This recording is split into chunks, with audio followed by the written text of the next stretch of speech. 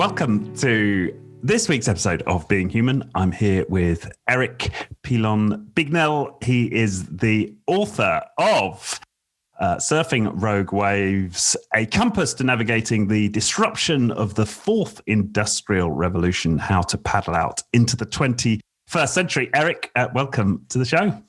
Thank you very much for having me. So we were just chatting before we came on, and this has been a kind of an extraordinary blow up for you, right? You've gone from being a PhD student to having this book that's ended up on Forbes, and you're just telling me they're having to restock it. It's must be quite an incredible journey for you. Yeah, it really has been. I think we were chatting about it quick, and I was never an author and never thought I would have been an author. So the whole exercise for me was very challenging. I was very quantitative in number, and went through engineering, and English wasn't even my first language, and coming through to this and writing a book. And for anyone who's never been an author, you finally finish this thing and you get this moment of like, I'm not sure, like you're now exposing yourself to the world, you're putting it out there and you can't take it back once it's out there. And it's really nerve-wracking in a way. And yeah, the response has just been incredible and better than I could have expected. And here we are. Suddenly I'm honored, humbled to be invited to podcasts like this. Yeah. So okay. So we're obviously going to get into the main thesis of the book, which I'm really looking forward to. But just talk to us a little bit about the process. So you start off doing engineering, and then what's the PhD in, and how did it ended up as a book? I'm kind of interested in those steps. Yeah. So I formally did engineering. I started out kind of as an engineer. I worked, again, none of this was planned. I just kind of improvised my way there, I guess we'll say. Worked as an engineer for a bit, wanted to move more to the front end, did my MBA in information systems and technology. It kind of continued down that road, worked, got back into, some consulting on the engineering side and product commercializations and taking product to market, moving kind of closer and closer to, I guess, what we call the front end. And I got in, I thought at the end of my MBA, you do kind of like a thesis, not really, but it kind of left me with way more questions than I had even coming into it. And one of the ones I really thought was why we tend to never notice change while it's happening. We notice it after it happens, and here we are talking in Zoom, and our whole house is connected to some voice assistant. None of us ever signed up for that or voted for that or anything, but here we are.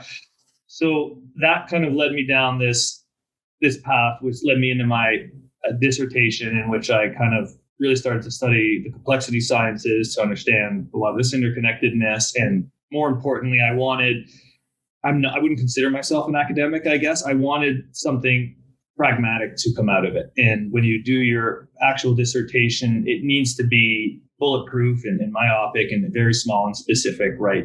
Specific executives and global organizations, and a specific part of complexity within an organization. And that was fun and that was great, but it felt incomplete in purpose. And that was the ability to repurpose it into the book, where this bigger picture applies to so much more than just executives and organizations, because this very much parallels what's going on in our life. And that's the kind of road, I guess, somehow unplanned, that led me all the way to where we are here. And long story short, upon that completion of the PhD, I wrote a book. So the MBA became a PhD on that specific topic. Is that how it worked? Or yeah, what I wanted to do for the MBA eventually became the PhD. So what I wanted to do for the MBA, they kind of said, hey, stop that. This is just, this is way too much. Do this little thing, get your MBA. And one of the best advice I actually got from my father when I was fighting my PhD was that same thing. You want to make, you want to solve so much. And he kind of just said, look, here's the deal. Just get your PhD, do whatever they want, get your PhD. This is not academic of me, so I'm sure professors here are not going to love this. Get your PhD and then go change the world after, right? Because otherwise you're going to be doing your PhD for 7 to 9 years trying to solve the world. And the problem is, what I want to get into, it could change 3 times over in the next 8 years. So if I don't get that through, move forward and keep going. And we were chatting about it quick. That's kind of what I love about the epilogue end of my book is I feel like I could rewrite that and re-release it every 4 years, because I might be right and I might be wrong on a few of them. So that was kind of the advice that got me into my PhD, but also got me through it and repurposed it with a bit more purpose into this book. Right. And the basic idea was that we're not noticing change. Was that like the driving idea here? Yeah, if I had to bring it all up, the 3,000-foot view is we don't notice change as it happens for some reason, right? And if you look a little bit forward and we understand exponential technology and trajectories, and we understand complexity and how that kind of works and nudges and shapes, and here we are at this crossroads sitting in the middle of this forecast of advancements of robotics and AR and VR, right? Material sciences and sensors. And, if you think of them individually as these waves, they're all starting actually to come together and collide. And that's what creates a rogue wave. And it collides with everything from 3D printing and blockchain and networks. And now you're layering artificial intelligence on top of it. And we have this explosion of rogue waves that are starting to happen right now. We might not be noticing it, right? And the amplification of all these waves, from all this kind of convergence is going to make for the craziest, what I call surfing conditions humanity has ever faced, but the craziest kind of rogue disruption we've ever seen. It's happening faster than we've ever seen. Right, and so that's your sense. Is this almost like you're trying to shake the world and say, wake up? Is it something like that, or? Yes, absolutely. I think at the end of the book, and we discussed it, and I like that it does that, is the biggest goal, the biggest takeaway is if we have more people having these conversations, just talking about it, because I think traditionally in the past, we thought they were very technical conversations, but they're not, right? We're seeing social and systematic problems that are, hitting tipping points and boiling over. And that's what complexity is. One little change in nanotechnology and neurotechnology does completely unleash an entire new development in AI, but we've also got larger, longer term human problems, right? How are we going to deal with living longer, right? What if happiness, we do all this, we have so much more and we're not any happier? Is it really worth it? There are large, philosophical problems that we fought for a long time, and we don't have the luxury of the thousands of years, like when we were chatting, Kant had, right? We have humans have infinite worth, and things have finite worth, and now we have humans and things blending together. So what do we do there? And a lot of these, we've had thousands of years to, think about these, and we've evolved biologically over, long tens of thousands of years as well. But going forward, if we're experiencing 100 years of change in 1 year, that's, our biological evolution, it has to experience a step change as well to keep up with all the change, at least our minds do in the short term. Right. Okay.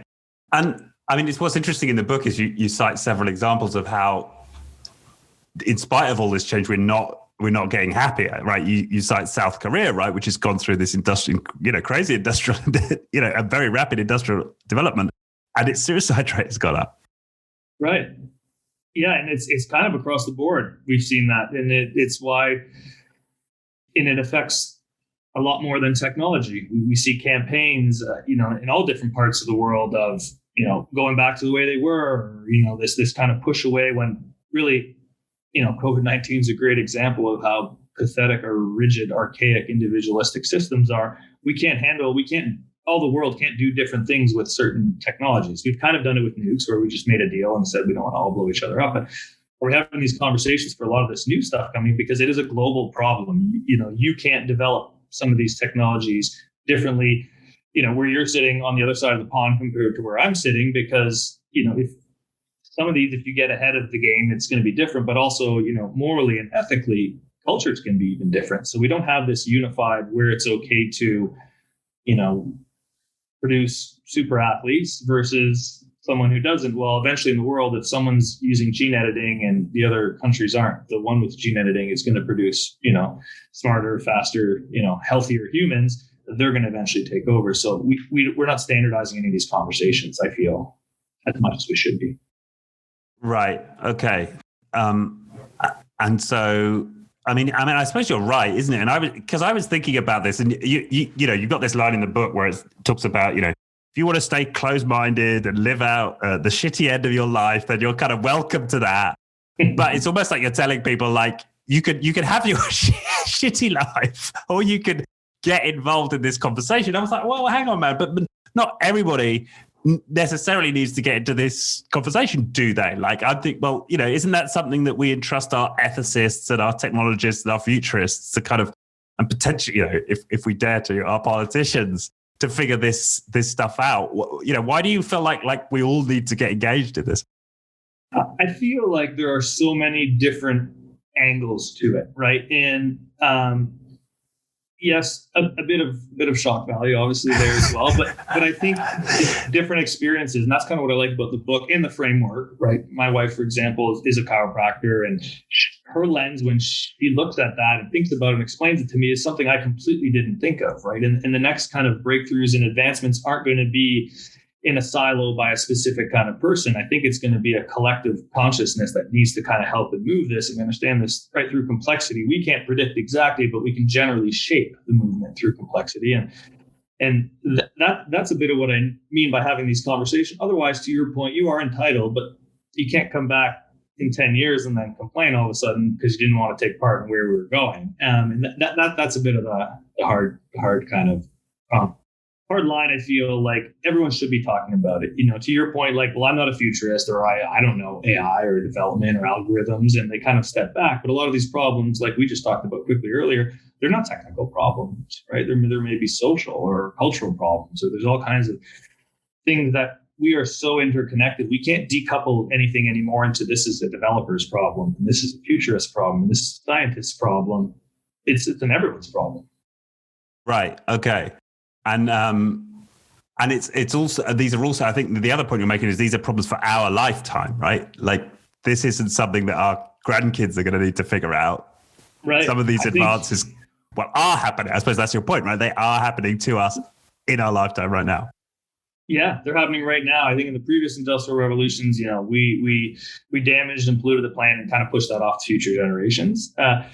Some of these things we're dealing with, we're not going to get to push that off to future generations. Right? Things that are seemingly impossible for us probably means 30 to 50 years now until we figure it out. So we're not going to get the luxury of just throwing this on to some future generation down the way. We've got tipping points and everything from these technologies that are, could augment or each other and converge at any point. But we've also got ecological problems, and we've got, systematic problems across the board, not just in governments, but government trust, company trust, all-time low, right? I mean, science itself is under attack here, but then we've got this education system that we're trying to bring these children up through, and it hasn't changed in over 100 years. I mean, things have changed quite a bit in 100 years, yet here we are batch processing kids the same way we've always done it. So these are all you could be a teacher who is stuck in this old system. And these are people who need to be having conversations and changing the system. You know what I mean? The teacher understands how that works better than I'll ever understand. And that's what I mean by like, all these people have to be doing this. Otherwise, sitting status quo is just gonna, you might just either get crushed by a wave or float out there in the middle of nowhere. But either way, you're not surfing. So. Right. And so when we talk about like the conversation that we need to all be having, like, how would you characterize it? Like, so what does that, what do you mean by that? I think the takeaway is different to different people. So someone might look very big picture and think how that works. Someone, in my example, might be, a teacher who starts to, think through and how do we fix education so it's more with the times. And every now and then we get these forced disruptions, and sometimes we're ready for them, sometimes we're not. I think education is a good example. We've had kids who have been forced to go work from home, for example, and unfortunately, it hasn't been as successful as we thought. Now, had we been more prepared and more adaptive and more ready for that, it could have been a great success. Organizations, for example, moved a lot more to work from home and actually saw a lot more success. You saw some, lifestyle balances increase. People were happier. They were actually more productive. It was the opposite problem. You almost had to put boundaries on how to stop people. Whereas young kids, it's not the same. You can't stick them in front of a computer, an 8-year-old, for an hour, never mind 10 minutes, and expect them to engage. And they need different elements, right? They're developing. They need the social elements. They need all that. So these are just examples of it's coming, and if we're not ready for them. We were sitting here and we had this, again, unrelated. We had this infectious disease, COVID, come by, and what it did was it just side railed all of education because, unrelated, but education was sitting there without a surfboard, and a wave came, and they had nothing to do about it. So. Right. So you're going to look different from different people. But then, you're referring to this metaphor of course, the central metaphor of the book, being a surfer and being prepared for these rogue waves. So let's perhaps let's get into that a bit then. So, you know, what do you mean by being a surfer? And like, you know, how does this metaphor work and relate to our lives and what we're experiencing? Yeah, I think so. The framework at its core kind of challenges us to rethink thought, right? So much of what we think about is constrained in our past and present social systems and ideologies. We need to stop our previous ways of thinking and rewire our brains to think faster, more creatively, you know, especially about what comes next. Instead of being prescriptive and steps required to succeed in the future, the surfing framework acts the opposite. It empowers you to use it as a lens to kind of lead way to the creation of your future, you know, in the realities of your everyday moments. This isn't about predicting an ideal situation or definitive scenario, right? It's rather opening our minds to kind of the possibilities of how we can shape the future around us. And the surfing framework requires us to surf and be, as we've kind of talked about, get in there and do things instead of falling victim to modern day traps and old concepts. For example, censorship used to be a matter of blocking information. Now, censorship works by overloading us with information, right? This creates division. This leads to people spend their time analyzing and debating topics instead of taking action and addressing them. So the surfing framework arms us with more than just knowing what to focus on. It lets us know what is worth ignoring. In previous industrial revolutions, like we talked about, right, power was really created by the access to this information and data. And we saw this where, you know, privileged countries and worlds excelled and lesser third world countries did not. In the fourth industrial revolution, having power is knowing what information to ignore. And that's the big takeaway of the lens of the framework. Right. So you're saying it's about a shift in how we think, but it's also about like learning what to ignore. But those are slightly different things, right? Aren't they? Because you could, there's this, you choose to ignore something, right? But then this question of changing how we think. What do you mean by that? Yeah. And maybe we unpack just quickly the framework and we can keep clicking into there a little bit. And at a high level, and complexity creates these waves in our world, right? The oceans of our world. And through this complexity, we identify specific places we want to be in. And then in a system, in an organization, or in your life system, there's this pressure between these two systems, the abstract system and the functional system. The pressure between these two spaces is rather uncomfortable, right? It's like being in the barrel of a wave, and complexity is equally exciting and terrifying, but it's counterintuitive to think we have to keep ourselves in this uncomfortable pressure. And to do that, this is where we need to improvise constantly. We need to make sure we're improvising on the proper beliefs to drive our decisions and actions. And that's the rationality element of it. So, what allows you to improvise in these barrels, as I continue down our metaphor example here, is the foundation you stand on. That's your surfboard, right? So to ensure you remain in these barrels, you must rationally improvise. And your surfboard is that foundation that's going to create your decisions and beliefs, which need to unfortunately map back to the accuracy of the world. And that's how we kind of create that rational improvisation, right? How do these barrels, when do we know when to lock in on them and surf? And when do we know when to pull out, right? Because it's a riptide or it's a toxic situation. And life's going to throw all kinds of waves at us, and same in business. But we have, you've brought on great speakers on complexity and complexity sciences in general, but this book focuses on a specific part of a complex system, right, of interest, kind of between this, I mentioned it quickly, this abstract and functional system in our world, right? And that it's that pressure between these two systems, consciously and unconsciously, real or perceived, that creates this tension that traditionally in our lives we've been trained to get out of. But we should be hunting this down. This uncomfortable space is where we adapt, we evolve, we grow. It's where we see innovation in organizations. It's where we challenge and grow ourselves personally. And it's where we address very uncomfortable topics that maybe we don't want to speak about, like a lot of these trends we have coming up right now, where it might just be easier to keep doing what you're doing. But the reality is this is going to affect us in our lifetime now. And we don't have as much of that luxury. So there's a lot there, but if you think of it as that, the Venn diagram, you've got that complexity in your life. That's the ocean and the waves and everything. You've got a surfer who's able to surf through all this, and that's, very much improvisation. And then that third part is your rational foundation, which is your surfboard, right? And how do we not know this change happening until after it happens? Well, for one, complexity, and that's kind of that first part of the framework, and it's really where the framework overlaps in the middle. You get this kind of byproduct of a space we're speaking about, but it's also where you see disruption, and with disruption comes innovation and growth and adaptation, and all these great things. Right. So there's a lot in there. So maybe let's just start with, what do you mean by an abstract system versus a functional system? And then you talked about the tension between them. Maybe. Yeah. Yes. So in surfing, and this is going to go with the metaphor, and then I'll unpack from there. But in surfing, that cylindrical area created by the wave breaking is called the barrel. Yeah. The ultimate move in surfing is to kind of put yourself in that barrel and ride it while the wave breaks. So fitting metaphor of what we're trying to look at. In complexity sciences, it helps to understand specific systems of complexity.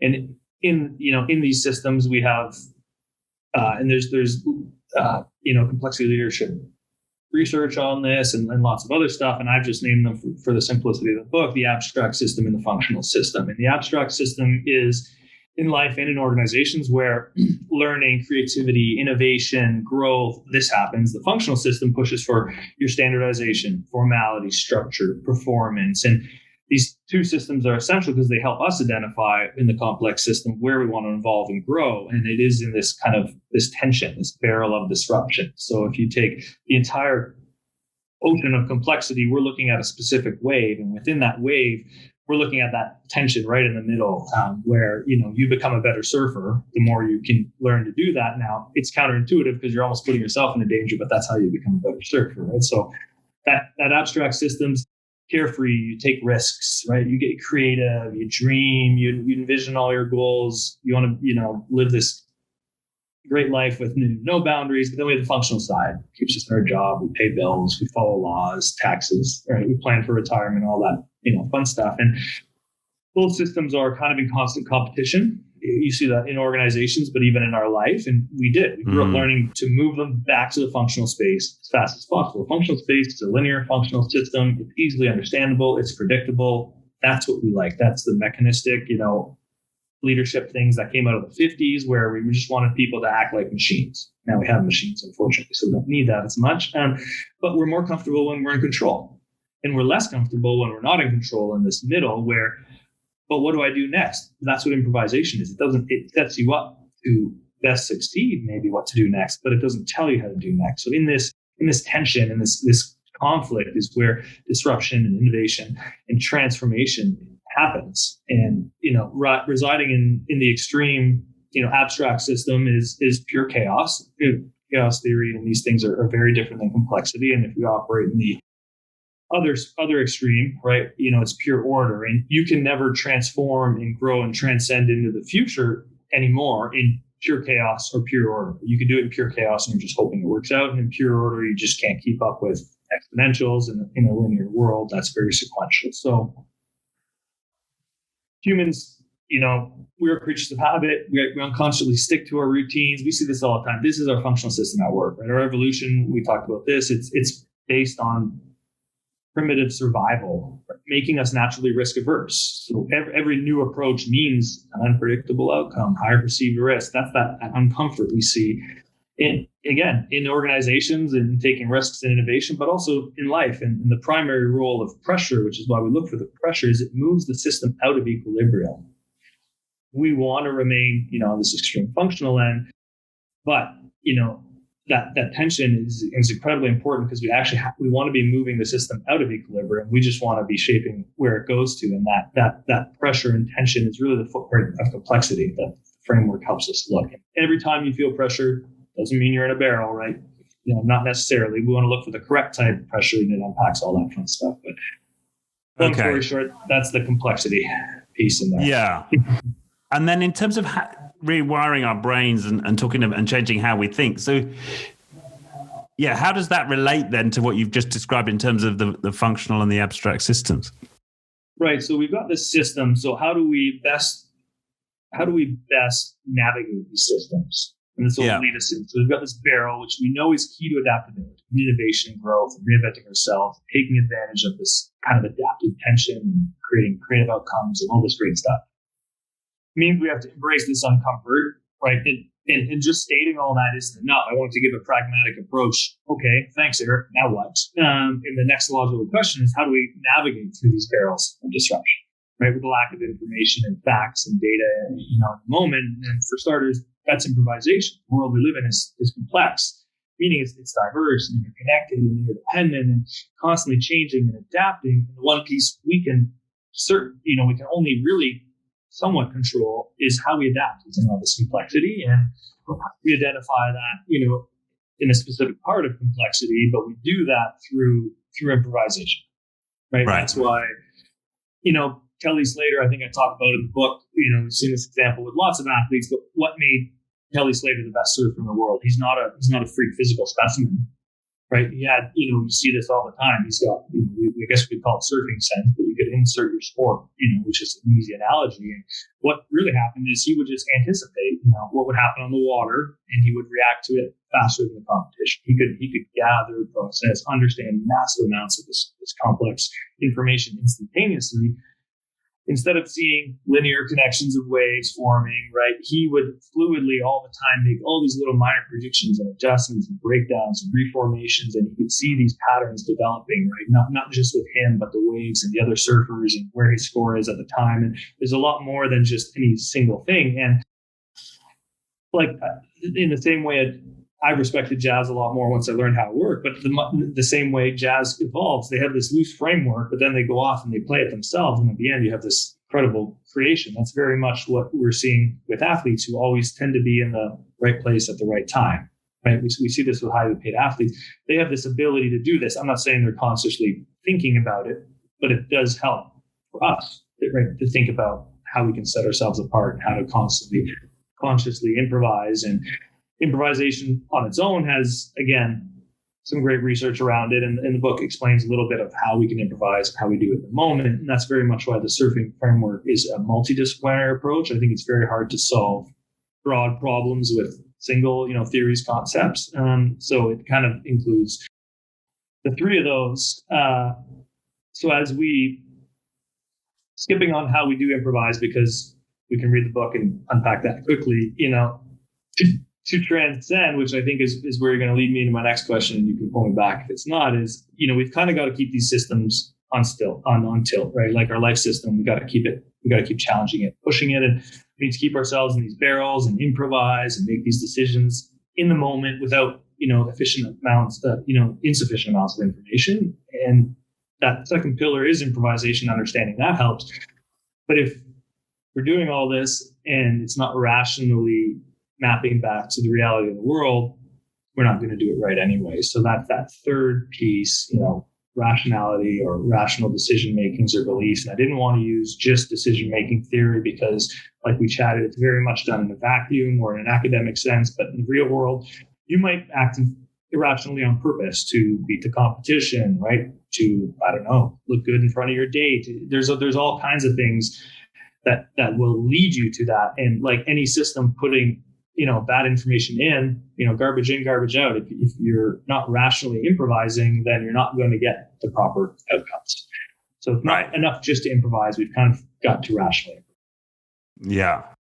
Yeah. So what I suppose what's starting to emerge with me now is almost like coming back to that idea of changing how we think. It's, maybe it's something like we've got this tendency to want to lay things out in our mind about how things are going to go, and like put it all in a sequence.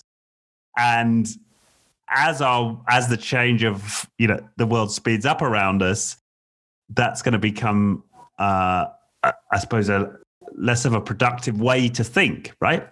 And so it's kind of something like dancing between that way of thinking, which puts a lot of value in what we can predict and like laying things out in a sequence, versus just kind of letting go of that and almost allowing ourselves just to sort of be absorbed in like what's happening, like right now, like what's happening now. A bit like Kelly Slater, he's perhaps not he's got to come somewhere between thinking about, okay, I've seen a wave like this before, and I reckon I can do this trick and then that trick and that trick. Like there's something that's perhaps happening, but he's also just allowing himself to be in the wave, and as you say, like sensing for the different shifts. He's probably not inquiring as to which cognitive bias he might be employing as he leans forward on the board or whatever. So that's where my sort of train of thought runs out of steam with that. Yeah, and I think that's what the third piece helps with. So to your point, he has to be in the moment. If that right wave comes, he's got to go, right? You can't overthink the next wave either. And, so like his decisions are our decisions, Richard, you, me, but let's take, bigger picture of humanity. They define ultimately who we are and what we become, right? And that kind of collective consciousness, or like the emergence of all these collective decisions we're going to make, is ultimately going to define the future of humanity. It's how it works. It's how what got us here. It's what will get us moving forward. And the way we think and the beliefs we hold that affect our choices and affect our actions on how we improvise aren't always, we don't always think where those come from, right? So, we have this we have a spread of fake news, misinformation. Suddenly, why does it feel impossible to kind of understand the truth? Right? Why do we see people, we all know them, we all have them on social media, they're impervious to facts, it seemed like. The final part of that, the surfing framework, to your question, kind of packages that together and how we can help to do that. And to your point, there's no perfect answer, but, and we understand biases, and I think they've been written on and explained in detail, right? We've got errors in our mental architecture. There's all this great stuff in there. And that's okay. And that's all fine and dandy. But the reality is our brains are the best tool we have to kind of measure and understand the world moving forward. And it's not probably calibrated to the accuracy of our beliefs. I wanted to go one deeper than the bias, even if we identified the bias. This shortcoming, manifests as cognitive biases, and those things are all okay. But, what do we trust if we can't trust our brains? I guess was the question, right? And humans are rational. We know that. Thankfully, we're predictably, rational. We don't have to unpack all that. But everyone makes humans are wholly rational. Okay, to the 4 times. We're over that, right? But I feel like all of us understand, and we see things on the news or social media, that we feel like we can't believe more people aren't talking about that. And right, confirmation bias is telling us, can you believe this? And social media is this personal extension of oneself, and it's very much, it wasn't around 20 years ago, right? So when you debunk misinformation, even when it's done with like incredible polish and tact, you're often enraging the individual who's been duped into this possible pseudoscience, right? And it kind of tightens their grasp on it, because these aren't bias problems. These are errors in their beliefs. But when you're doing this newly formed belief is wrong, it might not map back to the accuracy of the world, but you're attacking this person. You're attacking them, who they are as a person. And we don't put that much thought into our beliefs, right? For a belief to be correct, and that's why I use the word belief, we've got to anticipate it. We've got to anticipate the experience in the world, right? We can't anticipate everything directly, right? Most of what we come is from general understandings. I'm looking at a screen right now. I see you. I believe I'm speaking with you. However, I don't see the atoms that make up my monitor. The atoms are in fact there, right? These indirect experiences very much affect. So these are things we do need to understand. And most of the things we can anticipate are caused by things we do not directly see or experience. And if correct, we can map our beliefs to accurately map back to how these things go in the world. And we don't, for the most part, we should be asking ourselves, what are our beliefs and how well do they map back to the real world, and how much trust are we willing to put into that, right? You might not believe in science or gravity, but if you go jump off a cliff, it's not going to turn out well for you. So it's less asking what we should believe and focusing on what we should anticipate, right? We should be questioning our beliefs more, most likely. And we probably don't, because we build off going forward, but a lot of times we don't come back to how we form these maybe beliefs in the first place. And and that gets into, some of these other fun, improper and free floating beliefs. If I map a bunch of things that are correct, but they're based off something that's not right, I think the example we talked about was we climb up to the top of a mountain. We're going to jump off and parachute off it. And I tell you, it's 200 meters high. And you say, okay, great. And you do all the math and we understand how far we're going to fall if we're 200 meters high. But, in reality, if we're much lower than that, all of your math is still wrong. We're going to hit the ground before we deploy our chutes, right? Versus, another example of, I can come up here and I say, oh yeah, we're 1,000 meters high. You walk over and you'll throw a rock off the edge and look on your, time it quick. And you'll say, no, we're 300. At this point I can say, well, Richard, you're entitled to your own opinion, but I think I'm 1,000 meters high and I'm going to jump off. Well, that doesn't work out well for me, right? So there's a lot of these, that's an extreme example, obviously. Yeah. But it's kind of across the board in that regard, right? And we don't always challenge and rethink kind of these free floating and belief in beliefs. Yeah, and that's right. And I don't spend a lot of time consciously and actively, and I guess most people don't, their own beliefs, because it's to some extent we rely on having a relatively stable set of beliefs. I believe, to maintain our sanity, right? Like, there's probably only so many fundamental beliefs I have about reality that I can challenge on in one Tuesday afternoon, right? It's right. Well, and I think, and again, it doesn't mean we just throw away all the beliefs, but I think it's okay to challenge them, right?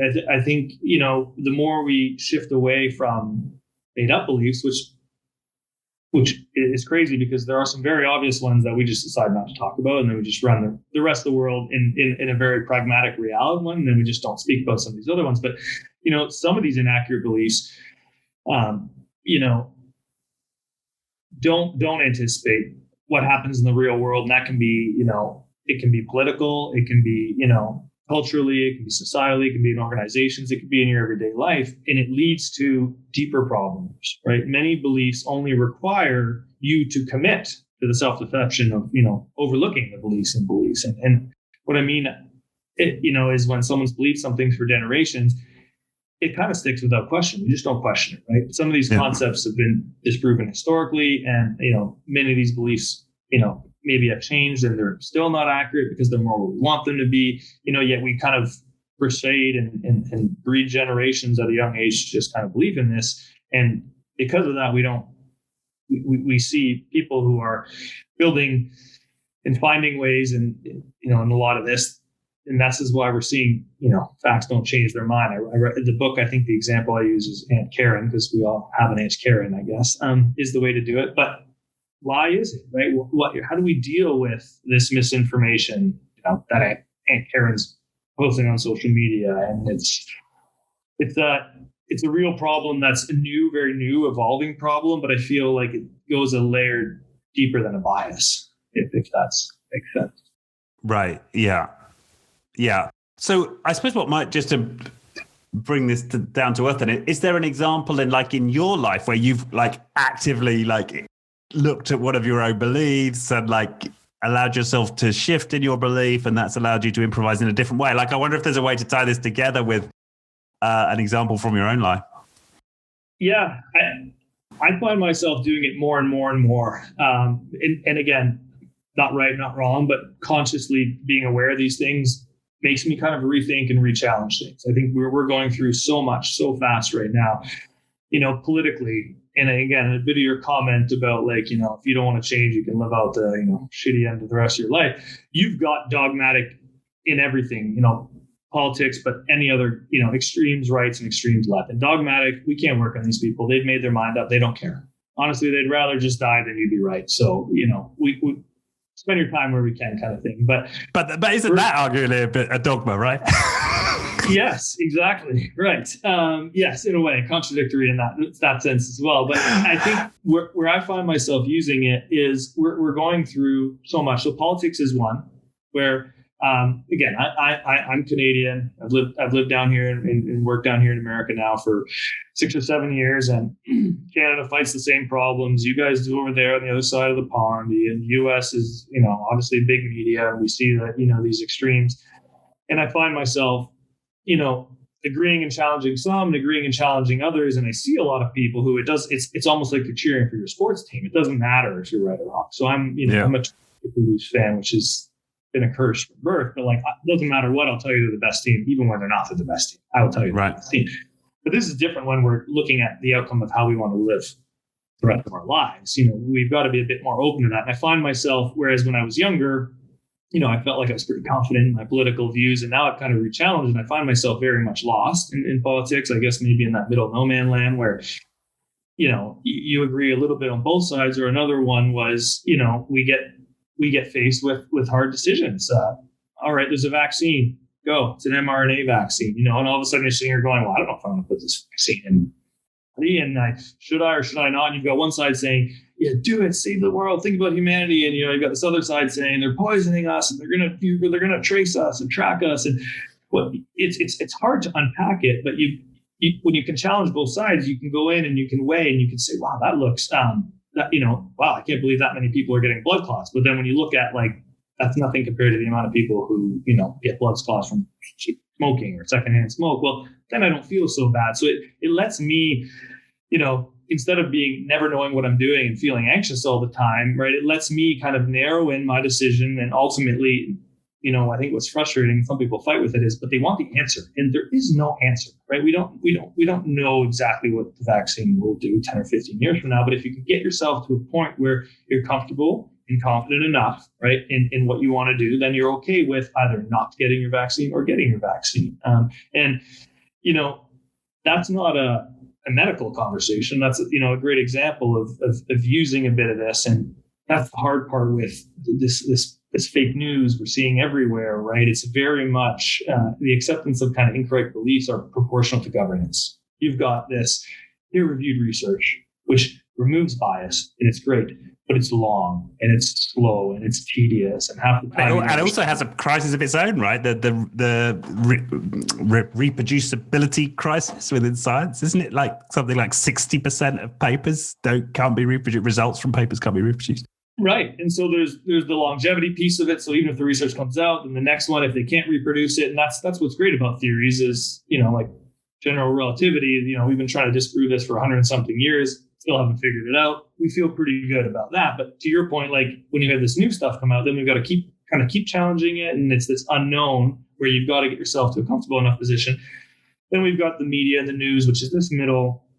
You can pretty easily vet out extremely biased media outlets, in my opinion, but they're still trying to be fastest to the punch, right? And there are good journalists out there, but you've kind of got this middle zone, and then you've got social media. Social media is just free and fast, and unfortunately, often very incorrect. And everything we're talking about here builds off what we used to say. We used to say knowledge is power, right? And that comes from this deficit model we used to use, and it's built. The process isn't the problem in this case. The what model? The Steph.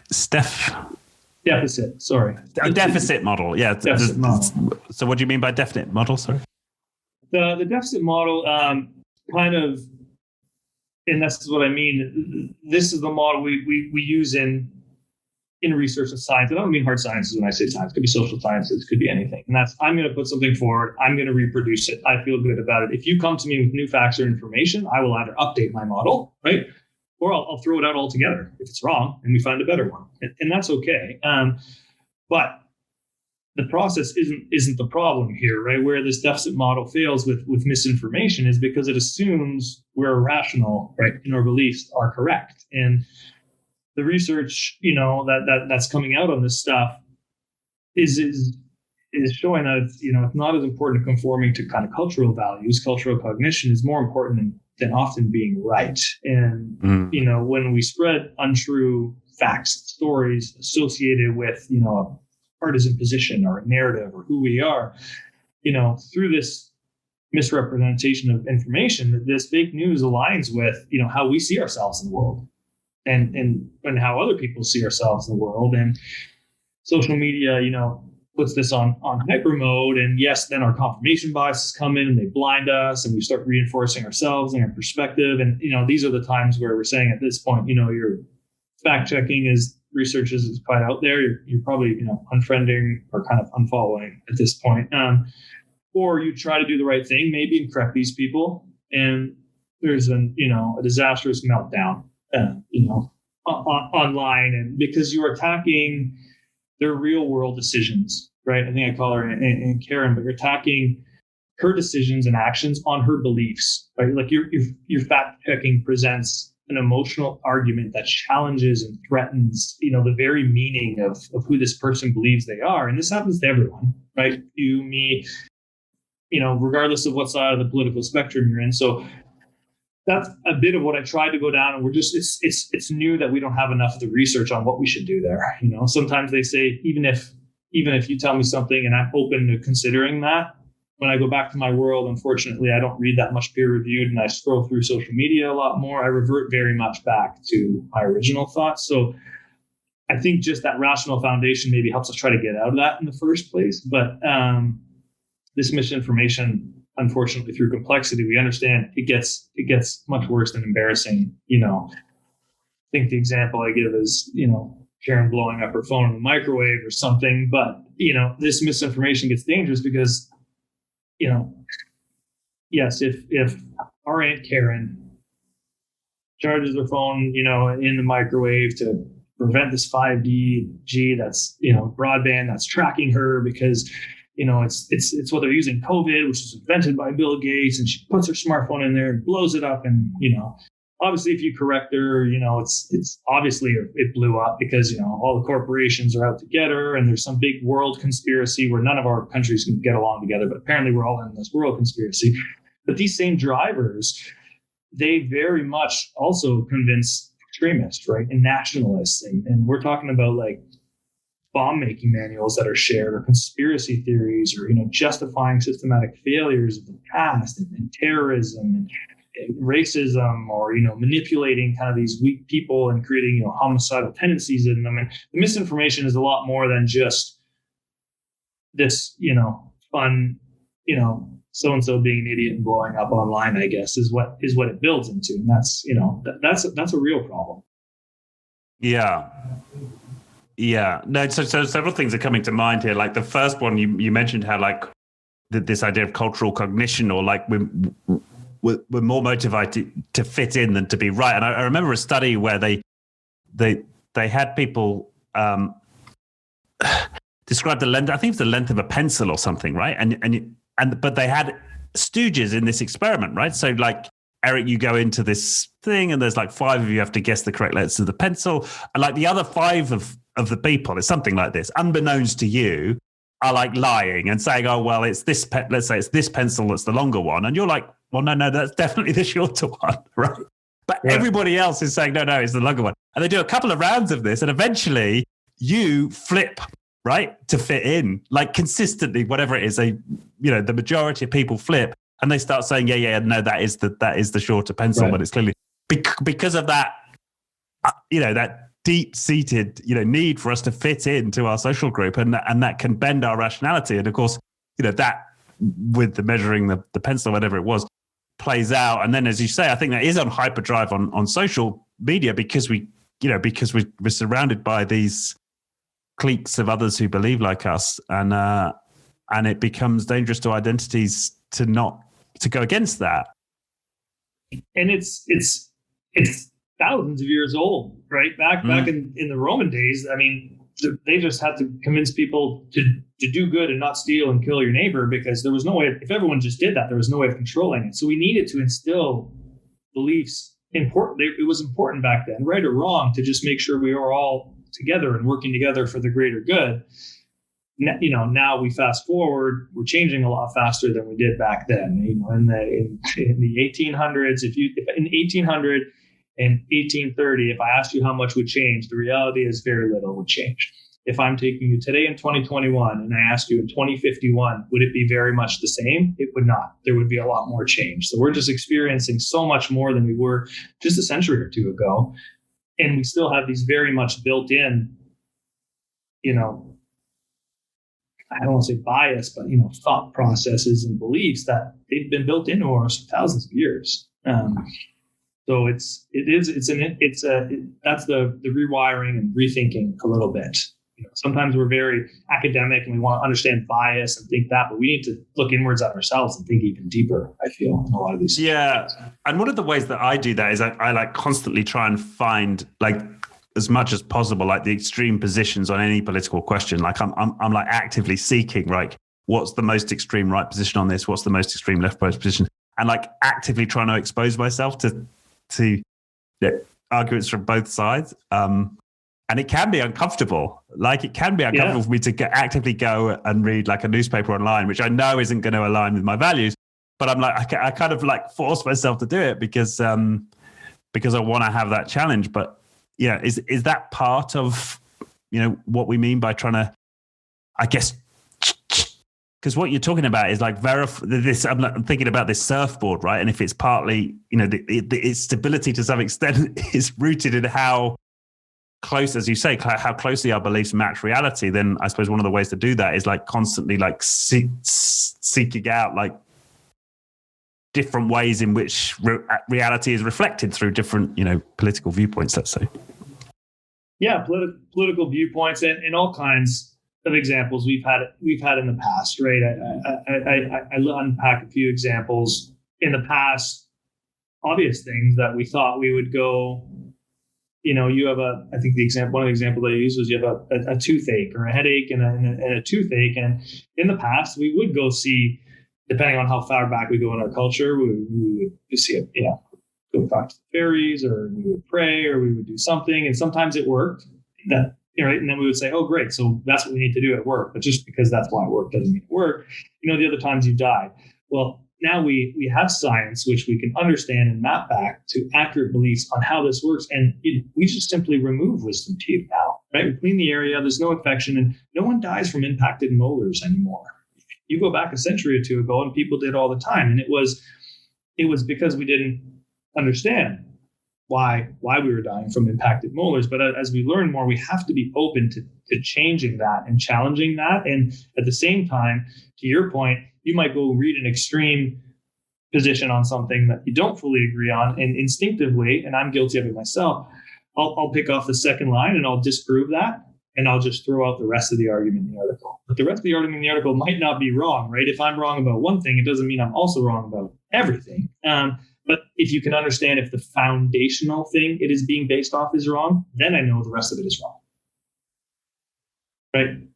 And that's a bit of that's a bit of what lets you kind of go deeper. If I know that everything you're basing is off this point and this point is wrong, which is a lot harder to dissect, obviously, in the way people manipulate numbers now. Yeah, to what extent by your classification of what's foundational and the validity of that, like it's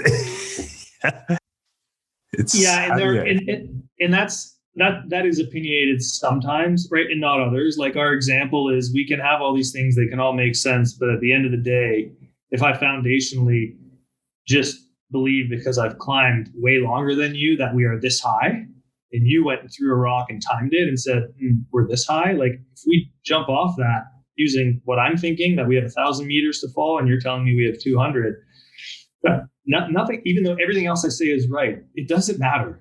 I'm going to die hitting the ground before I throw my parachute. So there are some, and it's never that black and white, obviously. But what we have to do is, to the best of our knowledge, and we've kind of got to react and move forward on that, because we have all this change. And what happens if we don't is we just end up debating these things forever.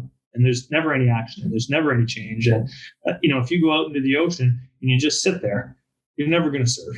And you know what I mean? And, or you'll just get yourself in a bad position and get crushed by a massive wave. And that's a bit of what we're at. We're at a pace in humanity where we've got to try to, we're never going to be able to keep up with the change, but we've got to move a lot faster than we have in the past. And we just don't have the luxury of time like we did in the past.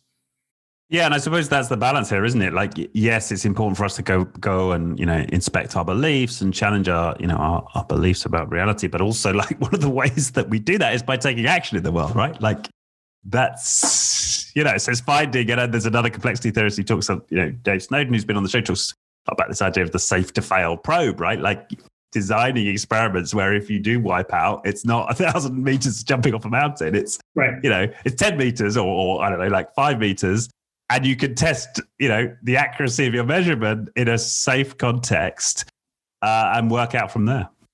And you see that all the time, right? In this fabric of reality, by the time you make an action, it changes again. So it's this constantly changing and evolving piece. And you see it in businesses and fail fast. And, a lot of the agile, sprints we're running now in organizations are to do that. But, we don't apply those to our life. So traditionally in business, probably and in life, we would sit down, we would plan everything, we'd get all the money up front, we'd lay it out in these steps, and we'd hope for the best when it's done. And then all of a sudden, these small little organizations that, some kid started in his dorm college who have now taken over the world, they just fail fast all the time. But they didn't have these catastrophic fails. They had these little ones, right? So if I push and challenge all the time, that's okay because I'm getting a yes or no, yes or no, yes or no, and I'm slowly making my way better to understanding what maps back better versus if I just wait like the old days and theorize and, drive myself insane like Nietzsche would do and spend 50 years trying to solve this one problem.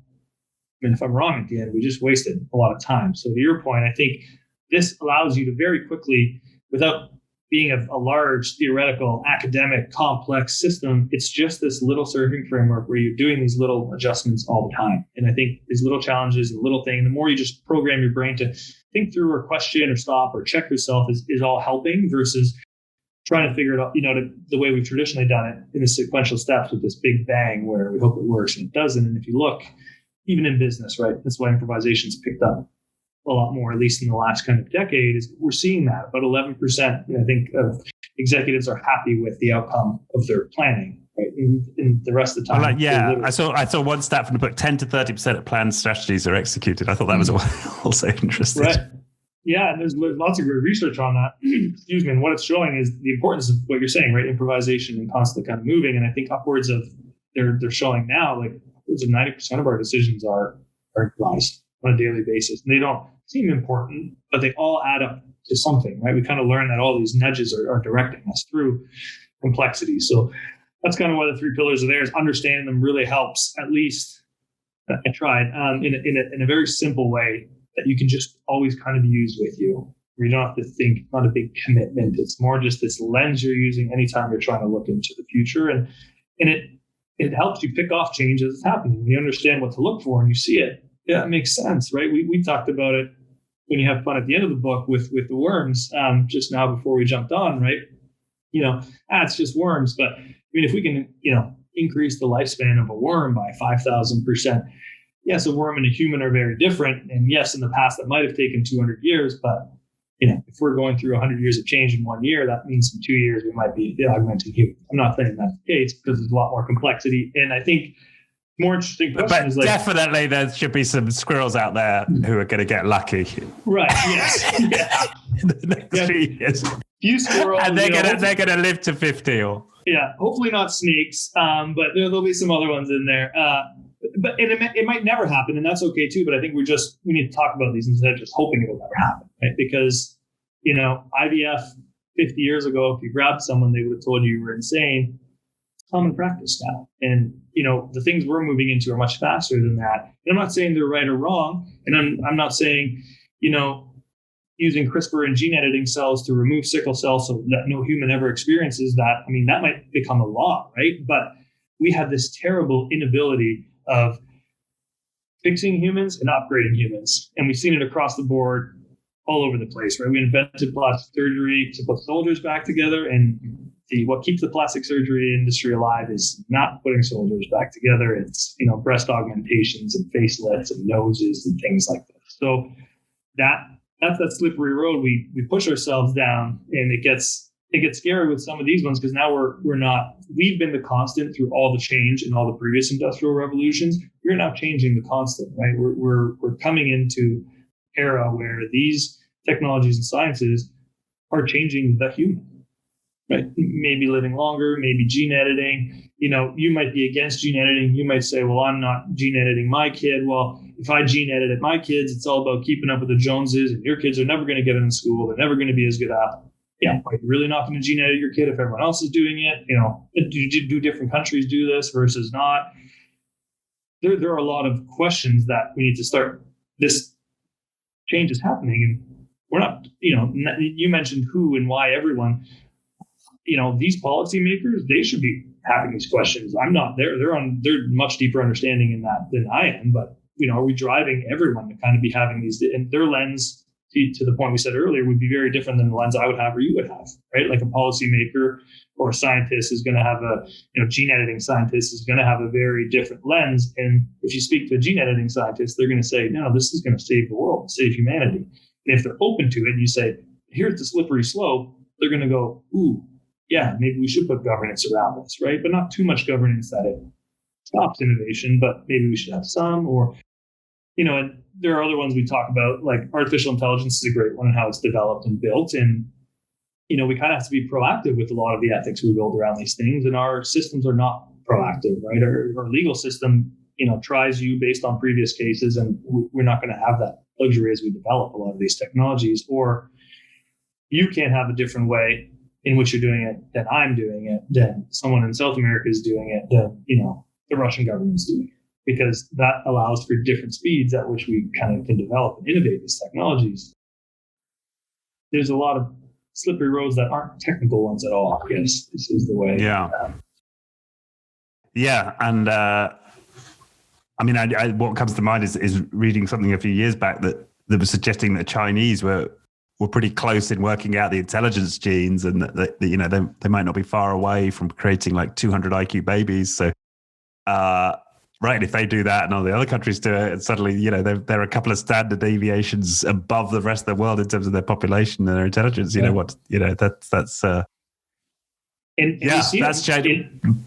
But yeah, I guess what I was thinking was I kind of think, and I kind of whimsy, I remember reading that a few years ago, and then you sort of put it to the back of your mind, right? But I guess the point you're making is with these exponential changes, and no, that could really that could very well be a reality within the next 2 to 3 years or something. And I suppose that's something, I continually forget, right, that the speed at which these things can emerge. It was a couple of years ago. So it could easily be, 2 to 10 years ago. And the other thing is a lot of it's going on right now. And the way a lot of these convoluted neural networks and machine learning and a lot of these AIs kind of learn and teach themselves is through data. And we have very different privacy laws on our data. Whereas, China was your example. They have none. The government owns all the data on everyone all the time. So in theory, their artificial intelligence systems are going to learn significantly faster than we can here. And we've got this weird thing in the US, we have to opt out. In the EU, who, again, EU views themselves as more progressive, they actually make it so that many of you have to opt in to give your data.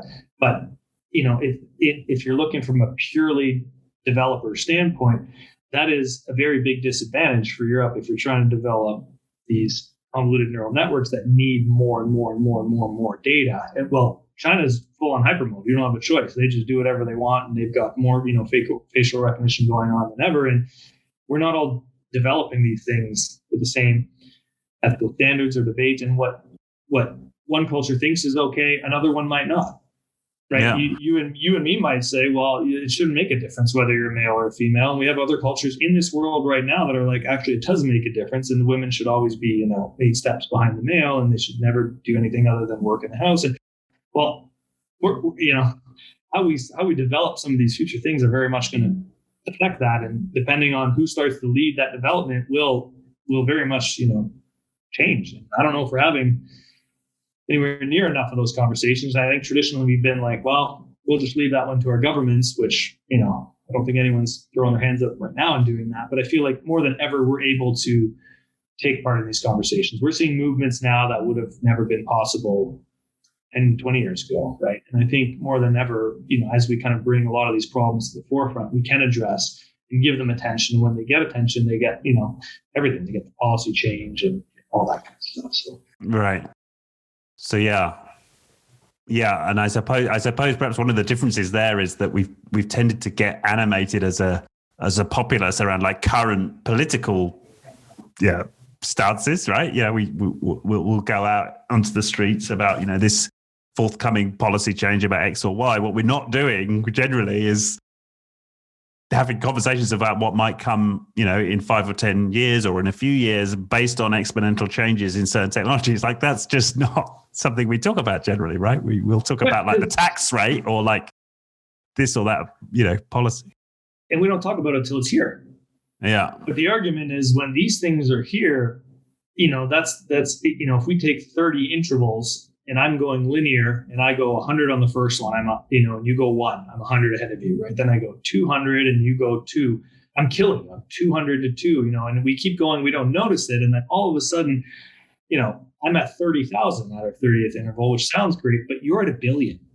And now my next 31st step, I can't catch 1 billion. I cannot catch you, right? So it's at this point when that exponential technology is at, 1 billion and I'm at 30,000, I can't 10x it. 10x it doesn't get me there. You're at 1 billion. Your next step is doubling that. I mean, once this happens and it's taken off, then we can't start talking about it. Then we can't hit the streets and take stances, because that the proactively shaping some of these ethics, right? Our values will do that, but the ethics are very much the laws, and the laws in different parts of the world. Back to the bit of the framework, whether you believe in it or not doesn't really matter. It's in a way like science, right? You don't have to believe in the laws of rape and murder, but you're going to jail for rape and murder. You can't do that. So they're not even just very technical things. They're things that we need to kind of get our head around, and those are very different when you're talking about exponential trajectories and in complexity, which means we don't have the ability to know exactly where that'll happen. We love being in control. We love predicting things, and we're terrible at it. What's even scarier is that, and exciting, by the way, is that we have exponential technologies that are converging and colliding. And that's, two large waves going together is a rogue wave. What's amazing about a rogue wave is this phenomenal emergence that is unpredictable. Depending on which ways the wave collide, we don't know which way it's going to go. It could be high, fast, hard, sharp. It could be low, long, pushing. That's kind of what we have coming. And generally, if we know, we have these waves coming, we can somewhat prepare so that if they come our way, we can do something. Otherwise, if we're just sitting there not expecting anything and a rogue wave hits you and you're sitting in your little tube, you're not going to do very well. So it's interesting, but it's not doom and gloom, and again, I guess I'm cheating and going on both sides here, right? Like, I think there are a lot of things that are scary. I think they're hopefully further away out. I also think so many incredible things are going to happen, right? I think we are going to remove so much pain and suffering and incredible things that not that long ago, people, the best examples are people who used to lose loved ones to all kinds of stuff not that long ago, that in the very short future, no one will ever have to go through that. And that's incredible. I think we're going to change the world in so many incredible ways. And I think what's great is if we understand these, we can actually use these to solve seemingly impossible problems, right? Like death. Right. Like death. Or death is one, that I don't know if we'll ever solve it, but we're going to chase it, right? We're going to push that out as much as we can. We've got the smartest minds in the world working on it. And I think one great thing about humanity, when we put our minds together so far, at least on solving something, we eventually kind of figure out a way to solve it. And when you look at all this, you look at what the Genome Project was $10 million or $100 million in 10 years. I mean, now you get that for a couple $1,000s and they do it in an hour. And what's great is it's money also goes further, and where there's innovation, there's money. So I feel like we have so much great potential, but if we're not driving these discussions, a lot of this development and advancements is going to be driven by quarterly revenue reports instead of the way it should be driven, because it's going to be an organization, right, that's going to go get more money to do more, and they're going to have investors, and they're going to have to, hit numbers, and that's going to drive the development, which we know is good and bad, but, we don't want our life, in the hands of quarterly revenue reports either, right? So. Yeah, and I think that's an important point you make, because you talk about like the 60s, right, in the early part of the book, characterizing this fourth industrial revolution, one of which is demonetization, right? So things get cheaper, right? Very quickly. It gets cheap very quickly. And that's something, again, I sort of find myself falling into a trap of, we can think about designer babies and living forever, but that's going to be for like the not the 1%, not the 0.1%. That's like the 0.01% of the population be able to afford that stuff. Forgetting, of course, that the rate at which these technologies will become affordable, will also increase. And so actually, most people may be able to afford a lot of these things, right, in short order. And a bit like the way the mobile phones are. I mean, you see a 16-year-old kid like on a council estate that we have here in England, and on low incomes, maybe their family's on benefits, and they've got the latest iPhone, right? They've got the same phone in their hand as the CEO, right? And so there are lots of inequalities, of course. We shouldn't step over those, but that one isn't one of them, right? Well, and when you look at exponential technologies, let's take an even broader look. There are more mobile phones. More people in the world have access to mobile phones than toilets. I mean, that's incredible. Like, these are basic things we don't think about, in the Western world here because of fortunate where we've been growing up. But now you have this. And to your point, like, once you digitize something, you go through this deceptive phase, which we kind of talked through. I met through 30,000, you're at $1 billion. And then shortly after that is always disruption comes in, right? And we've seen in the obvious examples, but then once you keep going deeper and deeper into that, right? Demonetization, dematerialization, the iPhone's a great example. What killed Kodak? Ultimately, not any traditional competition, right? New market disruption. This thing called, an iPhone or a smartphone came in, and all of a sudden it had terrible, and the quality got better. Now everyone has a camera on their phone, and Kodak didn't lose to anyone in any of their competitors. Their customers got sucked, into an iPhone. It doesn't have to be. People get freaked out when they're like, how do you turn certain things into ones and zeros? I think Peloton's a great example. It's a 200-year-old stationary bike. Big whoop. Well, what Peloton's done is they have digitized a lot of this service offering. So who's going to hurt? Yes, more people will buy Peloton bikes than stationary bikes, but it's not the stationary bikes here that should be worried, right? What about the gyms? Right? What about the traditional ones where we used to have to go there? And now you have all this luxury and all this convenience sitting in your house. You can have world-class gym trainers. You can do real-time with your friend competitions. Like, you have all this stuff happening. And this is all this change we see happening, right? And right now they've done a great job because they've actually still monetized it. So you pay, which is hilarious, you pay Peloton, and then they actually take your data. They're a data company. That's how they make their money, right? So normally what we see in this demonetization phase is why is Instagram and pictures, free all of a sudden? And when it's free, it just means you're the product. They're just taking your data, right? And then eventually it becomes democratized. And once it becomes democratized, it becomes very easy. Once you get an app, which is free to put anywhere, you don't have bank infrastructure systems in a lot of these parts of Africa. I was down in a bunch of us went and did like Kilimanjaro, and we went and did a bunch of that. And that's how they do all their banking. It's all on mobile phones. It's a free application that sits on your phone. Whereas in the past, where would they store, right, and keep their money? And like, they're almost like ahead of us in a lot of these kind of mobile applications, because you've got this democratized piece and we're seeing it hopefully with good things like education, right? You're seeing more and more of these started as MOOCs, but now all the big schools have kind of figured out if they don't, adapt. And Clayton Christensen, who's a great gentleman I got to meet. He's like the guy who coined kind of the disruption theory. He's the man. Unfortunately, he passed away, but I got to speak with him a bunch, and he had a really neat one because it was in Canada at the time, and he was helping with the healthcare there because, like the UK, it's not privatized healthcare like in the US right now. But he was saying the fact that is they're not fighting, they're not disrupting themselves. And at the end, he actually said to me, "I'll tell you what." So we were going back and forth and challenging each other. He said, "I'll pray for your healthcare if you pray for Harvard," because his argument was the big schools, they sit on enough money right now. But 10, 15, 20 years down the road, if they don't get into this kind of democratized education, or at least online, like getting it to everyone when they want it and need it, he said, eventually they will, it'll be like everything. It'll be disruptive. And then all of a sudden, no one will care about Harvard 20 years from now. Was kind of the argument. So I thought it was neat. Right. Neat. Yeah, but that's interesting. What's coming to me as you're talking about that, like, it probably applies to Kodak now and applied to Kodak. You mentioned Kodak, but of course, one of the things that beat Kodak was Kodak's own technology, right? They developed one of the first digital cameras, right? One of their, I don't know if aware of that, but one of their engineers was, had developed the first digital camera. Yeah. But again, I'm thinking is that an example of them not challenging their own beliefs, right? They had a bunch of beliefs about what made a good business model for them, and they weren't open enough to challenging their own preconceptions about what made them a good business to accept this innovation they had right there in their own on their own doorstep that they didn't exploit. And that's exactly it. It is contradictory. They didn't do anything wrong, which sounds weird, but if you think about it, in any business or MBA course, you follow your highest profits to your best customers. Why would you go and do this slow evolving 0.01 to 0.02 megapixel to 0.04? But what was on the line, which again, because they didn't use the right lenses and understand disruption, was a lot more, because when the smartphones, digital cameras at first, but then smartphones started to suck out all these. Well, Kodak did a lot more than just sell you cameras.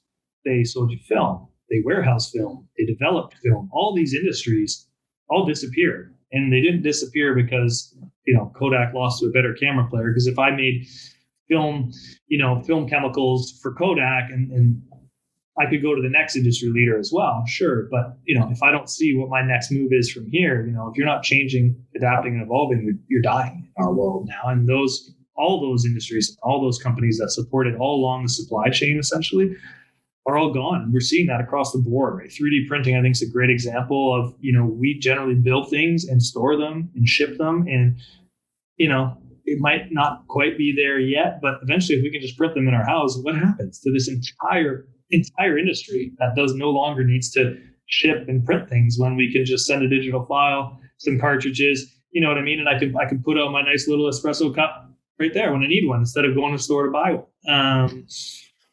So it's these are changes. And again, I don't know exactly how it's going to work. And I'm not saying we're going to print 3D organs every time they fail and, reproduce them overnight, but these changes are happening now, and it's one of those things, like, I just don't know how much of us notice these things until, boom, they're going to be here one day. And, I'm sure if you told your grandparents you're going to walk around with this little device in your hand that can access all the knowledge of mankind instantly, and by the way, you can talk to it and they'll give you the right answer, they would have told you you're an absolute psychopath. That could never happen. But that's what we have with iPhones. It's just here. It's we don't even think about it. It's not even mind-blowing to us that we have iPhones. Incredible. Yeah, right? But that's God, it's just another example, isn't it? Like 3D printing, right? I mean, I'm just checking in on my own biases here, right? I look at 3D printing, and there's like a shop, like this part of London I used to live in, right, that sells like figurines, right? You give them a photo and they 3D print like this naff little figurine, like of Richard, that I can, if I'm sufficiently narcissistic, I can put on my desk. Your little bobblehead. Yeah, and like I read something like in Holland where they 3D printed this house, and like it's so easy for me to be like, okay, yeah, so they printed one house and they can do these like dumb figurines, like, okay, all right, like it's all hype, right? It's so easy for me to go there rather than thinking, hey, right, if that's possible now, maybe within 5 years I could 3D print my own laptop, right? At home, like in my garage, right? Which, that's possible, right? Right. I'm not saying it's probable, but it's feasible, right? You might get there that quickly. Yeah. And I think the problem is just the same way we anthropomorphize AI, I think we go to these extreme examples, and I hope we get there one day, right? The obvious is like, well, if we can do 3D printing, then, and you can do wet matter, then you can just print food. And now all you have to do is drop a printer and you solve world hunger because you print food everywhere. And there are a lot of steps between here and solving world hunger through 3D printing. And to your point, that same printer that prints your bobblehead that company had that they bought a couple of years ago was probably $4,000, right? That same printer is now $1,000. Next year it might be 500, and all of a sudden, when it makes sense, and we're seeing this demonetization takes place, right, with disruption, you can see this sudden shift, and it might not be a breakthrough in 3D printing that gets us there. It might be a breakthrough in material sciences or nanotechnology or biotechnology or AI, right? And any one of those breakthroughs suddenly augments and converges in with 3D printing, and now all of a sudden, we walk around, we can access anyone in the world in real time and look at them. We could be in two places at once. Not the way we envisioned it, but you and me are sitting here in a room talking, yet you're in England and I'm in Chicago. So it's not always the way we predicted it's going to happen, but the change happens. And once it happens, we just, like the old example of, when they first coined the phrase artificial intelligence, and the words were like, nothing's artificially intelligence until it can beat a human at a game of skill like chess. And then when that happens, well, we don't call it artificial intelligence at that point. We just call it technology, and we kind of keep moving the kind of threshold. And we just don't notice a lot of these changes. But once they're there, we just seem to be okay with them. But I feel like there's some big ones coming, and to your point, all these examples, we see them coming. We know their trajectory and their paths. I don't know if 3D printing is going to be here to stay in 2 years or 5 years or 10 years, but whenever that is, it is going to change entire industries that the backbone of our, cultures and countries are built off of, right? We're taking physical networks of distribution, trucks and roads, and we suddenly don't need them anymore. And you've got everyone else in the world pushing for drones. Why wouldn't you just order a smoothie and have it dropped off, to your house with a drone? And I don't know which one's going to hit when, but it's coming. And I feel like a lot of times we just hang back and whatever appears, and we're okay with it. And I feel like that's going to start happening earlier and earlier. And we actually have the ability to shape and talk through these things.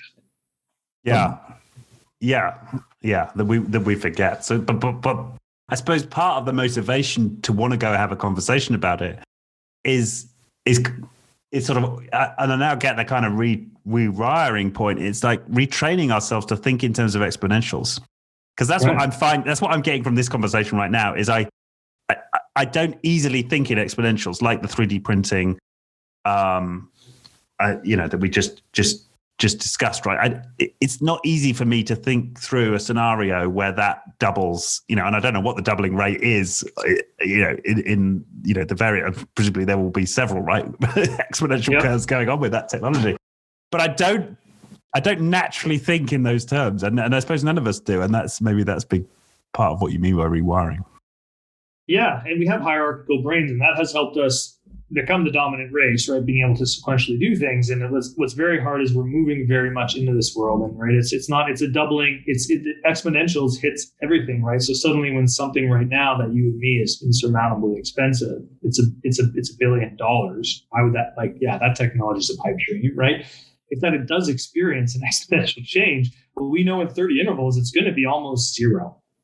So now you've got, what 100 years ago would have cost us $1 billion, and you and me can order a CRISPR sample to our homes and start playing with it and innovating. So we're going to have so many more great minds, right? Innovating and having access to things only the wealthiest or smartest people had access to in labs 10, 15 years ago. You can order it in a kit to your house. And how does all this sudden, increase in money going further and all this stuff, but more access to more of everything. How does that affect the bigger picture when you start understanding complexity and how these things all interpull on each other? We've got some rogue waves coming. Yeah, and then it's very easy for me to get carried away, of course, down all these tech channels and how wonderful their lives ought to be. And then you got to remind ourselves, right? South Korea's suicide rate's going up, right? Yeah. Antidepressants about what is it, 2/3 of women now, is it in the US, take some form of medication, right? I mean, yeah. It just opens up a whole can of worms that, again, aren't technical ones, right? I think the aging one's one, but if we have so much more and we're producing more and our happiness levels are literally different, and GDP was an important measure a couple 100 years ago when we brought it in, but now, do we want to be producers or do we want to be happy? There are legitimate economists, much smarter than me, who make cases for, happiness as a domestic product. Should we be tracking this in our cultures? Because why is it that as we have more, happiness is this weird construct where when you get more, you want more. When you want more, you're not happy till you get more, and we're constantly kind of chasing this happiness. So if we're having so much more of everything, we're not happier. Why are we doing it? Right? It becomes kind of the instinctive thing. And then I think the other one is you might be okay with it, I might not, but we're going to start to augment ourselves, right? And it might be, yes, they were dorky, smart glasses when they came on, but really it's just a contact lens now that projects onto the back of your retina. And now we don't need screens. Now we've disrupted screens. We no longer need screens in our life because we can really pull up the screen wherever we want, because all we have to do is play the tricks in our brains. And I might not be okay with that, but your argument is, well, if I'm happy, I don't really care how I'm happy. I'm going to tell you it's because of, serotonin secreted a certain way that release neurons to fire a certain way right across my synapses. You're saying, yeah, but I'm just going to stimulate the serotonin, which will do all the same things, and I'm also just as happy. I don't know. I'm not saying one's better than the other, but I'm saying we're not having these conversations, and we're starting to understand a lot of these things at a lot deeper level. And, and again, breakthrough in that, which is very much, a hard science, might be the breakthrough we were looking for. They were missing in, that Kurzweil has been missing, over there in Google, spending all the money in the world to try to figure out, how to reverse engineer a human brain so that he can put it in an artificial form of intelligence, or can we augment some of our brain, or, we have these very much limited biology. Like, how do we, open up more of that? Right now, we do it through our hands. And that's very inefficient. We look at a screen, but wires don't last very long nowadays. Everything started with wires and everything's wireless. So it'd make a lot more sense just to wirelessly connect and augment ourselves, in a lot of these things. And, I'm not saying that's overnight, but we are working on these things. So any one of them could come at any time. And I don't feel like we're having a whole ton of conversations. And the change is happening. It's all around us. Yeah. And the other thing I'm getting here is it's not necessarily about trying to pick because that's the rogue wave point, right? It's not necessarily trying to pick like which wave is it going to be? Will it be the AI? Will it be CRISPR? Do we get to super intelligence through, gene editing our own wetware, or does it actually come through transhumanism? And, so like in some sense it doesn't, like, that's not the conversation. It's not trying to pick the wave. It's like accepting that one or other of these waves might combine with another, and then we, and just kind of being aware and sensing, developing that ability to sense what might be coming. Because then we can shape it, right? And we talked about it even yesterday with Chadwick Quick, and I think the great example is not to anthropomorphize AI. So it's not going to be some robot, but when you look at ASI and the singularity, I don't know. It's too late at that point, in my opinion, right? Because at that point, the example is like us trying to, figure out what an ASI world would be like, right? It would be like an ant trying to figure out what our world is like. If it was even possible, the intelligence difference would be not even worth it, right? But maybe we get to forms of AGI, but that aren't, that, or maybe they're not as conscious as we thought, and maybe we're okay with that, right? Or maybe we're not, because theoretically, if we ever do get to AGI, then theoretically we could maybe take the next step. And us guessing all that would be like if ants guessed the future of humanity 50 years ago. When you're getting into that world, it's so philosophical and theoretical, and I didn't want to touch on any of that. I love having those conversations, right? And again, like, well, what if there's an AGI? It would kill us, we were talking about it, and I'm like, I don't know. I go out back, and if I have an ant infestation, I kill all the ants. I don't hate ants. I have nothing against the ants. They're just in my way. I don't know. I don't know how all that world would play out when the technologies actually hit and all that stuff. And at the end of the book, I take the fun shot that, what a world could look like, or, one of the things we might experience very much in the next decade or two, right? Not in the 50 years from now. But yeah, I feel like this book is really just what are the little things I can take away with now to affect that? I feel like everything is very much, well, here are the steps you need to do in one of those, to your point, one of those silos, or here's this great theoretical future we might have. And I'm always stuck like, what about, how do we get to in the middle of those two things? And a lot of it, the leading items are here, right? We see them change. They're happening now. And we can, as a collective consciousness, as humanity here, our decisions and where we go is going to shape kind of those developments. Because they're not going to happen in silo, and a single person in his room who suddenly, has this breakthrough. But, as we keep funding and hammering, whether it's like we were saying, the markets and publicly traded companies, governments are very open about it, right? Putin came out and said, whoever figures out AI wins the world. They can dominate the race. China said, well, we're all in. We're spending more than anyone in the world. I'm pretty sure the U.S. isn't going to be like, okay, you guys figure it out. So we've got governments investing in this quite a bit as well. There's so much of it that's happening so fast that, it's going to appear one day, and we're not probably having enough of those conversations. Right. But then, of course, but back to the 60s, right? Even if China gets there first with democratization and demonetization, it very quickly becomes something for all of us, right? In any case. So in some ways, how important is it who wins, right, in the end? Yeah. Yes. And I'm going to go yes and no. So when you democratize something, it's great because then everyone has access to it. But if you democratize something like a form of artificial intelligence, you can never catch up. If you hit exponential before I hit exponential, I can never catch you because your compounded doubling is always going to stay ahead of mine, right? So there are certain things that we don't want people to get too far ahead on because they don't give us more access to everything like, mobile phone, but it's some of these deeper, bigger problems eventually, and that's I'm going down the rabbit hole into the future there. But that would be the AGI argument would be that whoever hits AGI first wins, because even though you might be 2 days behind me or 2 hours behind me, my compounded doubling will always outrun your compounded doubling in an exponential theory. Where in the past we just throw more, I'll just triple my investment. It doesn't matter anymore. You can never catch the right. But I guess, and that becomes threatening. Were that development to be under the control of a single government who had a value system that conflicted with mine, but I guess that's not the only way it could emerge, presumably. Absolutely, right? Yeah. But and I think the other thing that the sort of final insight here that's coming to me is that we, unlike in the metaphor, right, where the rogue waves are out of our control, right? They're being generated by the ocean, and we can't control that, or can we? I guess depending on how sort of spiritual you want to get. But let's just assume that we have no control over the waves. We are in the case of technology development, we are the weaver and the web, right? We do have an influence on, as you say, on how these waves form. So that's we very much have an influence, but we can't stop. We can't pump the brakes for lots of reasons. I unpack a few in the book, right? But our economies are built off growth.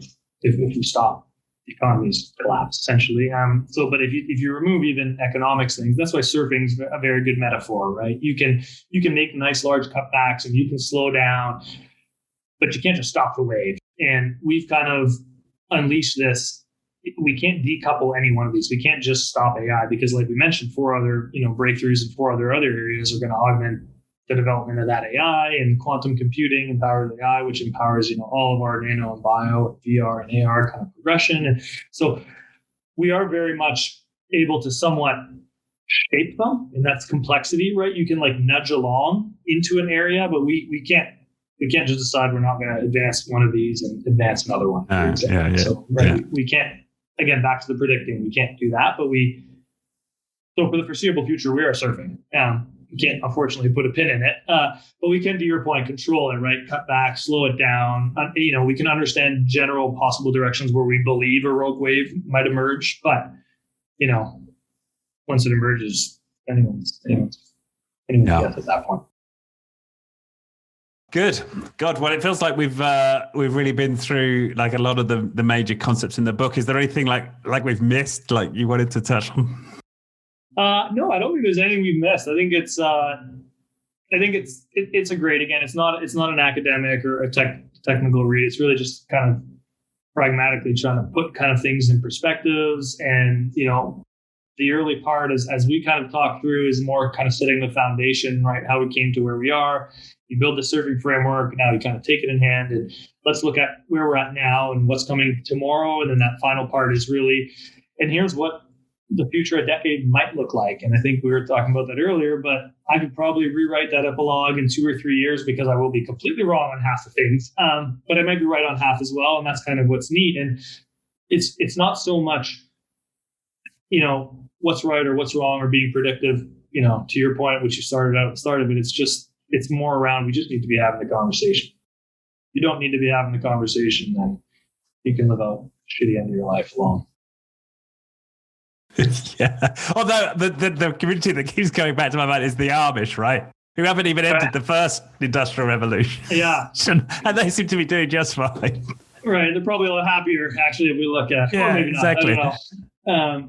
Well, and it's neat because there are going to be these developing nations who very much are going to get to hop over the first couple industrial revolutions and start here, right? Actually, in some ways, because they'll be more open to change, they'll do it in some ways faster, right? We have these big networks, sunk cost fallacies. We've invested in, phone lines. We fought all these things forever. They don't have the infrastructure, so they'll go straight to mobile. They'll engage it just as quick. And I really hope it brings up, and this is techno optimist, Eric, I guess, but it is some of the good things is it can bring kind of all the world up to speed, up to a similar playing field, right? Whereas, it's at the same time, I know your counter argument is going to be like it's also creating a lot of, I would say maybe more disproportionate in some ways, and in some ways, I think it'll bring worlds back together, right? Suddenly everyone has a phone, and through kind of a lot of the the cognitive algorithms now, they can keep people engaged longer and more excited, which actually makes you learn more. And they've got, these great apps and projects that they've rolled out in underprivileged part of the countries where children using their mobile devices can learn as much as an 8-hour class is now, because what the AI is able to do with all our sensory and reception and tracking your eye movement and all these things is it can keep you engaged longer. And like anything, like I'm very passionate about this, and we could talk for the next 4 hours, although I don't think any of your listeners want to listen to 4 more hours of us. But that engagement really helps with learning. So all of a sudden we've got these places where we could never take the time to build up all these schools and put up this infrastructure, but we might be able to educate in new ways, right? And bring a lot of these future minds that are going to solve some of the greatest problems we've ever faced in our life with ease, probably 20 or 30 years from now, on concepts that you and me can't even comprehend yet. So I think there's a lot of real positive out of it. Well, that's another possibility I hadn't even considered, that these sort of breakthroughs may not come, but just having access to so many more minds, right? Connected minds, maybe connected minds, and living longer means you work in your peak longer. Right, like Steve Jobs. Imagine he had like 20 years of longer, peak, operation. Same with Einstein, and all these great minds. I get that. I'm guessing there'll be a few people in his team. It's like, so happy to be working for him. People who work for him might not agree as much. But the world, maybe we have whatever's after the iPhone, right? And that's kind of what the book tries to pull together at the end. It's not any one thing. It's all these things are all just adding to the complexity, but they're adding to these waves. So now we're going to have more intelligent people, more minds, more educated minds, from different cultures. And what's great about diversity is in the workplace, it's finally come to the front. The reason I, strictly economically speaking, should have a diverse team if I'm competing against you is because my team performs better, right? So I think in the past we were like, oh, maybe we should do it as a quota. It's actually shown that diversity there's more innovation out of diversity. Performance is better out of diversity, but now we're going to diversify, entirely different parts of the globe that traditionally through our first, 3-year industrial revolutions really had no access and didn't build into it at all. And this fourth one's going to just have, again, just another example. I'm just throwing another wave in this pot, and who knows where they're going to collide or hit, but there is going to be some rogue ones coming up. Yeah, although we did have a guy who has developed a lot of thinking around cognitive diversity, and he was making the case that it's cognitive diversity that matters in performance. Which obviously is not potentially a non-PC, perspective, but it's a non-PC perspective that develops through PCs, though. Much the same way you and me are talking right now, we can have a relationship without ever seeing each other in person. Yeah. So now I'm throwing networks in there and a lot of these other things. And, the more I kept going through it, the more I just noticed it's really everywhere. It's happening everywhere. Yeah. No, this is great. It's I've certainly learned a lot during the conversation, and I hope some of our listeners have. And and of course, if you want to dive deeper, then the book is available. I'll just mention. So it's Surfing Rogue Waves. A compass to navigating the disruption of the fourth industrial revolution.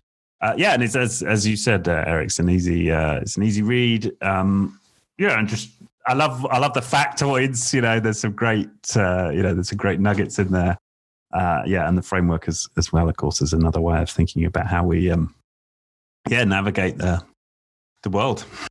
Yeah, and again, I just love talking about it because the more I speak to different people, they have completely different, that when they put on that lens, they have such cool different takeaways that I'd never thought of. So, if anyone does skim or read it, I'd love to hear kind of some of your thoughts. Right. Okay.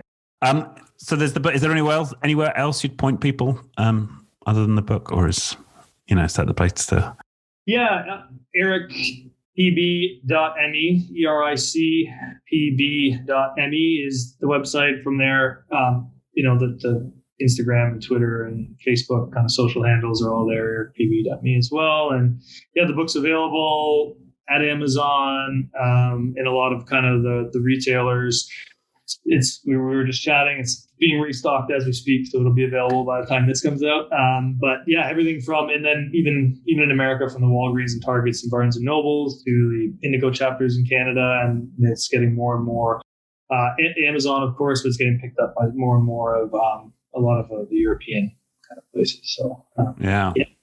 So you're thinking this is like your future now as like an author and a speaker, and the next book is this your rogue wave you're now surfing? Yeah. You know what? I don't know. I'm just surfing right now. So I'm going to see where the next one kind of comes and take it from there. I was asked that the other day, and I thought about that. And because and this was someone who's very, it drives my wife nuts, and she's much better than me. She's a good planner, right? And this person was very much a planner. I'm like, well, what do you mean? What's next? What's this? What's that? And I could see him thinking in sequentials, and I'm like, I don't know. I'm riding this wave, and I'm going to see where the complexity spits me out. And I might wipe out, I might not, and I'm going to get up and kind of catch the next one. So I haven't put too much more thought, other than I'm just kind of really enjoying it right now, and I'm just trying to get the word out. And I love being able to take opportunities like this and kind of speak with great minds like yourself, who kind of think through and re-challenge things, and have kind of a great listener base that appreciates a lot of this. So thank you for having me. Good. No, thank you. Awesome. All right. Well, thanks again. And yeah. Excellent. Cheers.